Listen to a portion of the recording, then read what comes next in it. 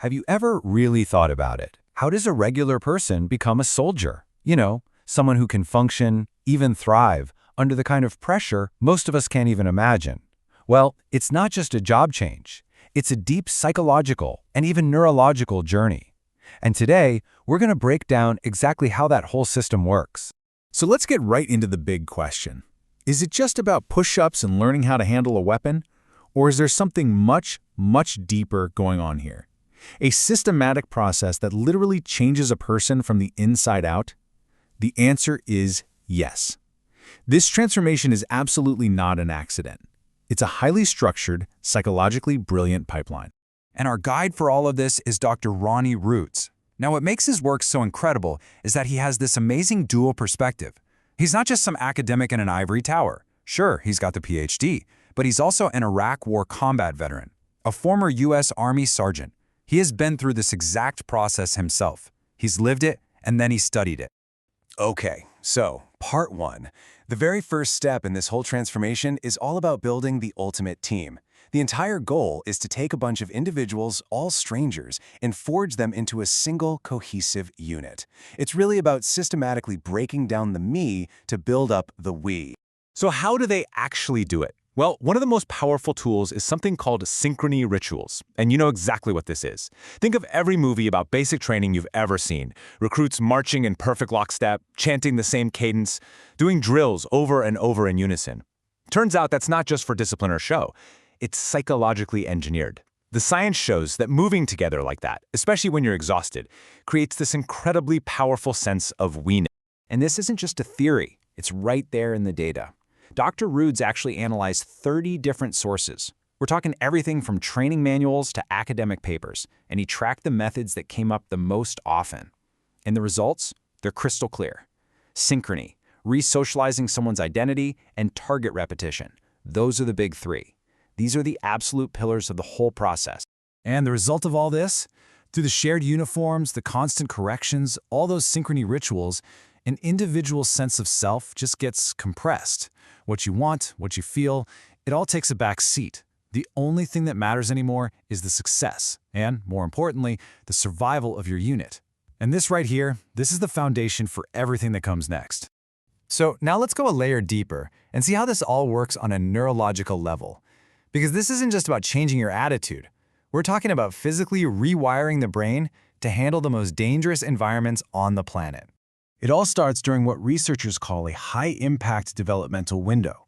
Now think about this. In the U.S. Army, you can enlist at just 17 with your parents' permission. And that number is huge, not just because it's young, but because of what is physically happening inside the brain at that precise age. You see, the teenage brain is incredibly plastic. It's like wet clay, ready to be molded. The prefrontal cortex, that's the part of your brain that acts like the CEO, the part responsible for impulse control, basically your brakes, it's still under construction. At the same time, the amygdala, the brain's threat alarm, is firing on all cylinders. This combination makes young recruits uniquely adaptable to the intense, stressful, and highly structured world of military training. So these are the big 3 mechanisms used to actually forge these brain adaptations. We've talked about the resocialization, the me to we. Then there's enormous cultural pressure, right? The whole warrior ethos rewards being stoic, keeping your emotions in check, and then there's the physical piece, this concept called allostatic load. Just think of it as the wear and tear on your body from being under constant stress. It literally forces your entire stress response system to recalibrate to a new normal, which is a state of constant high alert. And here's the thing. This process works. It creates incredibly effective soldiers. But that effectiveness comes with a massive trade-off. It builds this kind of dual-use mental toolkit, where the very skills that keep you alive in a war zone can become a serious liability when you get back home. And this table just lays out the central conflict perfectly. On the left, you've got the life-saving combat adaptations. But look at the right. You see how those same traits become a problem in civilian life? That rapid threat recognition, it turns into hypervigilance. That crucial emotional control becomes emotional numbing. And the tactical detachment that helps in combat, that can lead to relational detachment, pushing away the people you love most. And the data backs this up. Across all 30 sources that were reviewed, the single biggest theme that emerged was this idea of post-service friction. The #1 challenge is that these combat-ready adaptations, they don't just come with an off switch. They just keep running, 24/7, long after the uniform comes off. It's also really important that we understand the difference between 2 of the biggest risks here. PTSD, you can think of that as a wound of fear. It's driven by that overactive threat alarm we talked about in the brain. But moral injury, that's different. That's a wound of the conscience. It comes from doing something that violates your deepest moral beliefs, or from experiencing betrayal, and it leads to this profound crisis of guilt, shame, and a loss of meaning. So, after all this deep, profound rewiring, what's the path back? Is there a way home? Well, the good news is the research doesn't just identify the problem, it actually proposes a pretty clear and practical way forward. And here is the absolute key idea. The goal is not to erase the training. I mean, those adaptations are valuable, life-saving skills. The real challenge is to help soldiers build an off-ramp, to teach them how to switch contexts, how to consciously turn down that combat-ready brain when they're back home trying to play with their kids. The research lays out 4 really practical steps. First, build self-regulation skills, like controlled breathing, right into basic training from day 1. But frame them as tools to be a better, more focused soldier. Second, leaders have to be the ones to actively fight the stigma against getting help.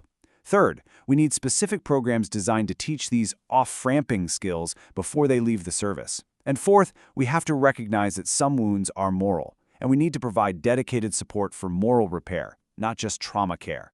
And this quote from Dr. Rudy's really just says it all, doesn't it? There is no single magic bullet here. It's a combination of things. It's leadership setting the right tone. It's a culture that finally drops the stigma. And it's real, structured support. Those are the levers that can really make all the difference. Which really leaves us with one final, crucial question. Now that we understand just how deep these changes go, how can we, as a society, get better at building the bridges needed to support those who have to walk that incredibly difficult path from soldier back to civilian?